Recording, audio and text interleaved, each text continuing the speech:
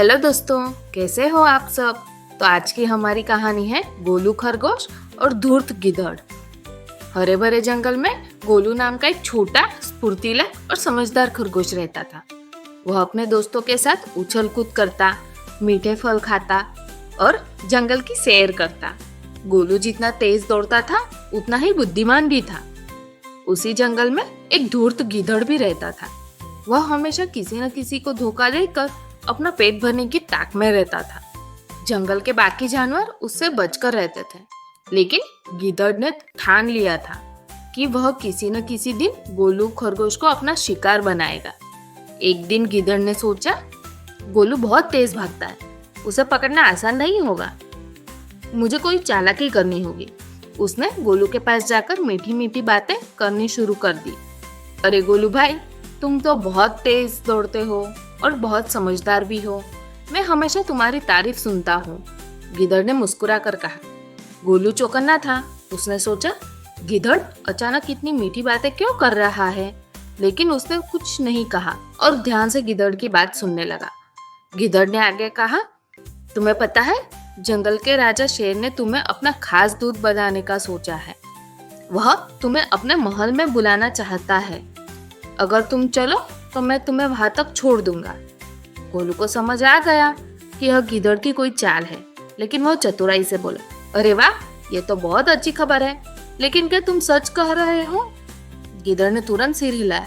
बिल्कुल, मैं तुम्हें झूठ क्यों बोलूंगा।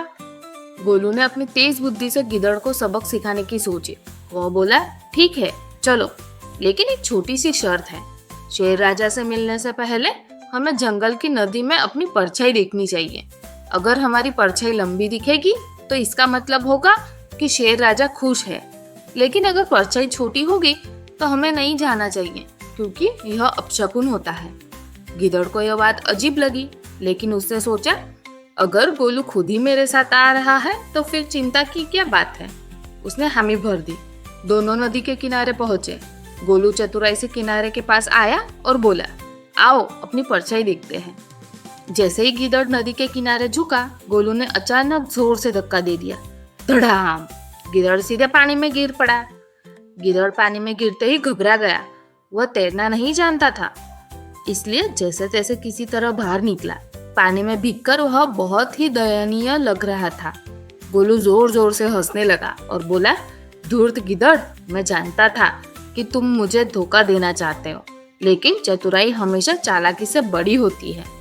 गिद्धड़ को अपनी गलती समझ आ गई। वह शर्मिंदा होकर वहां से भाग गया और फिर कभी गोलू को परेशान करने की हिम्मत नहीं की। तो बच्चों, हमें इस कहानी से ये शिक्षा मिलती है कि धोखे से बचने के लिए चतुराई से काम लेना चाहिए। चालाक लोग हमेशा दूसरों को बेवकूफ बनाने की कोशिश करते हैं, लेकिन समझदारी से काम लिया जाए तो हम किसी भी मुसीबत से बच सकते हैं। तो बच्चों, आपको कहानी ये कैसी लगी? कहानी अच्छी लगे तो लाइक, शेयर और सब्सक्राइब करना मत भूलना। Have a good day.